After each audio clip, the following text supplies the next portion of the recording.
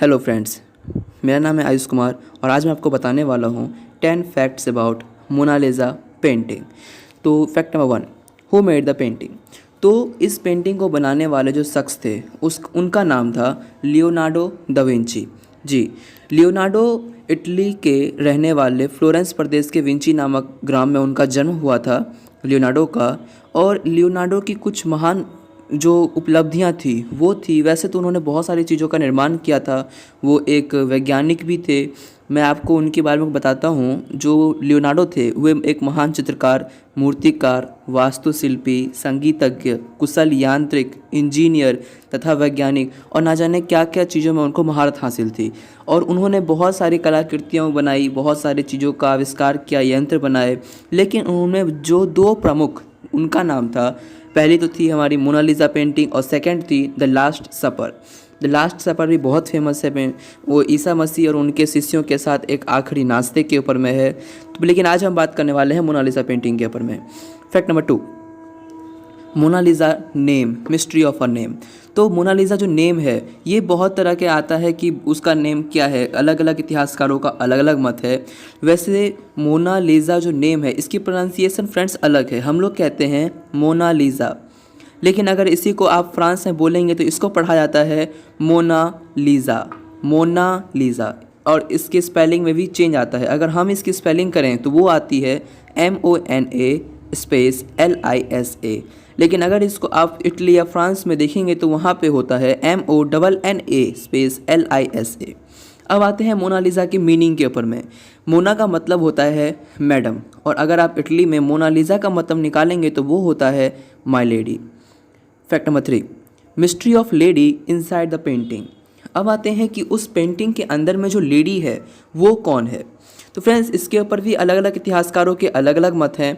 जो पहला मत ये है, और जो आपको ऑफिशियल वेबसाइट्स के ऊपर भी मिलेगा, वो ये कहता है कि उस पेंटिंग में जो लेडी हैं वो इटली के व्यापारी फ्रांसेस्को देल जियोकांडो की पत्नी लेज़ा गिरार्दिनी की है। मतलब कि वो लेडी कौन है, वो इटली की एक लेज़ा गिरार्दिनी है और लेडी हैं वो। और जो दूसरा मत है वो ये है कि वह जर्मन कला इतिहासकार सुश्री माइक बोट लेयसन के अनुसार वह महिला इटली के आरंगो प्रांत के ड्यूक की पत्नी इज़ाबेला है। मतलब कि सुश्री माइक के अनुसार वह लेडी इज़ाबेला है। अब आते हैं तीसरे मत की ओर। अमेरिका के बेल लैबोरेटरी में कंप्यूटर वैज्ञानिक सुश्री लिलियन स्वार्ज के अनुसार उस पेंटिंग में ना ही कोई लेडी है, बल्कि वह स्वयं लियोनार्डो का ही एक चित्रण है। लियोनार्डो ने उनके मुताबिक इस चित्र को अपने आप को नारी के रूप में रखकर चित्रण बनाया था, और यह बात दिसंबर 1986 की है। तो यहाँ पे फ्रेंड्स अलग अलग मत हैं कि उसमें कौन लेडी है, इस पर अभी तक कोई दलील नहीं दी गई है। या अगर आप ऑफिशियल वेबसाइट या विकिपीडिया पे सर्च करेंगे या फिर गूगल पे भी सर्च करेंगे तो आपको यही पता चलेगा कि वह इटली के व्यापारी फ्रांसेस्को देल जियोकांडो की पत्नी लेज़ा गिरार्दिनी है। अब बात करते हैं कि उस पेंटिंग के बारे में क्या है। Fact number 4 about painting. लगभग 500 वर्ष पूर्व 30 इंच ऊंचे, 20 इंच चौड़े, 8 kg और 12 मिलीमीटर मोटाई के पॉपुलर लकड़ी के पैनल पर तेल के रंगों से यह चित्र बनाया गया था। और आपको ये भी बता दूं फ्रेंड्स कि इस पेंटिंग को नुकसान भी कई बार पहुंचाया गया, और इसीलिए इसे बुलेट प्रूफ शीशे के पीछे सुरक्षित रखा गया है, और इस वक्त यह फ्रांस के लॉuvre में रखा गया है।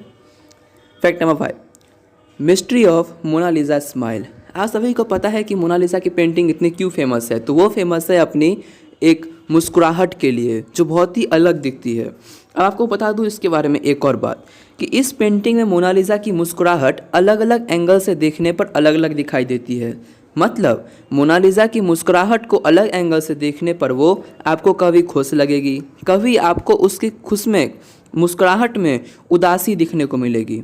सुश्री माइक के अनुसार लियोनार्डो की पेंटिंग बनाने से पहले ही इज़ाबेला यानी कि मोनालिसा की मां का देहांत हो गया था, और माइक के अनुसार ही इज़ाबेला का शराबी पति नशे में धुत होकर उसे अक्सर मारता पीटता था, और यही कारण था कि उसकी मुस्कुराहट में भी एक उदासीपन दिखाई देती है। अब आते हैं एक दूसरे मत की ओर। 8 वर्ष पूर्व जापान के एक डॉक्टर ने यह कहा कि मोनालिसा की ऊपरी जबड़े में आगे के 2 दांत टूटे हुए हैं, जिस कारण उसका एक ऊपरी होंठ अंदर की तरफ दबा हुआ है।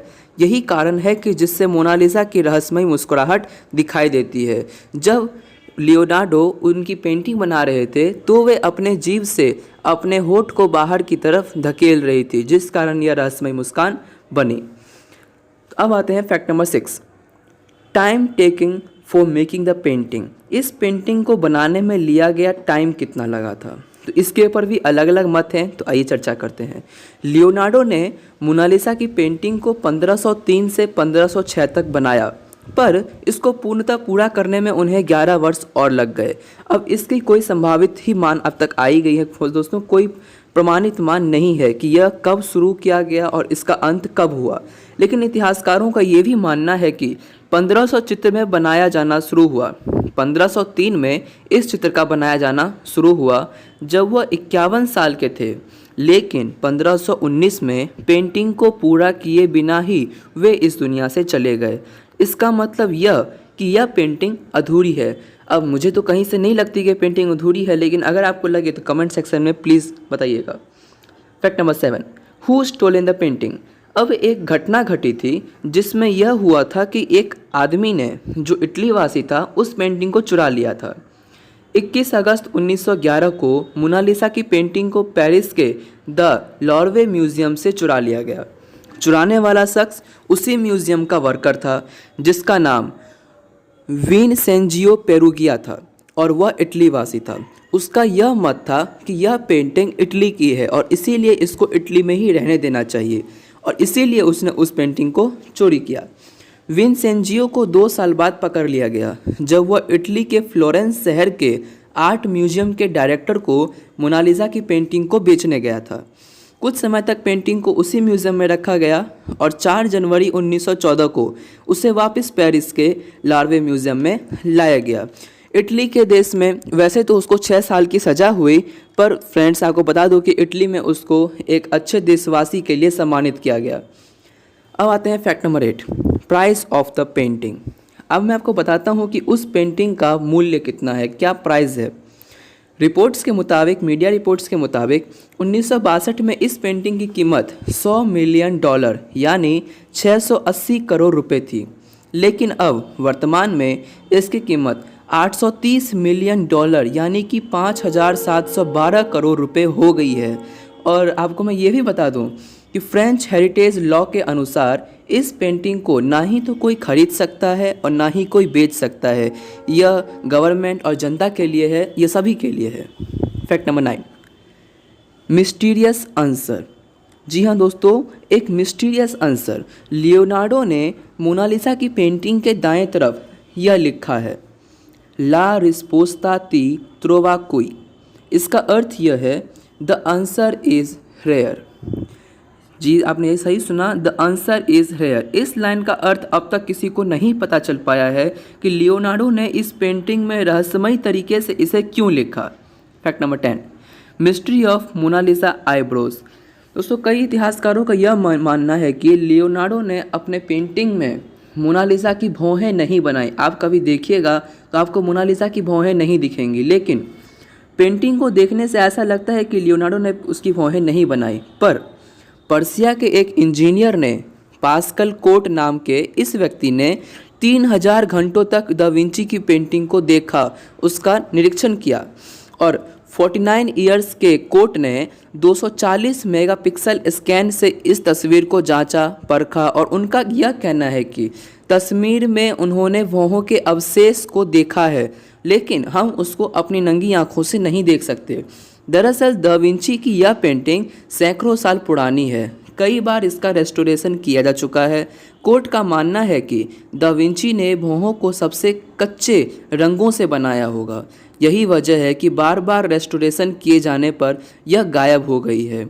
इसका सबूत मिलता है उन धुंधली रेखाओं से जो मोनालिसा की भौहों की जगह पर हैं। मतलब कोर्ट के अनुसार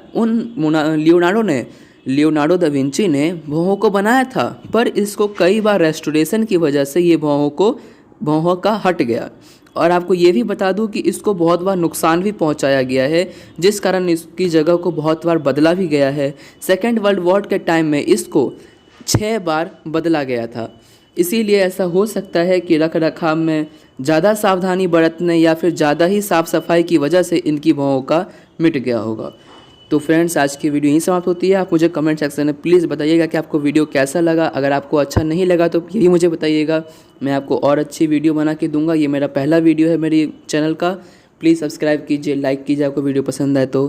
थैंक यू।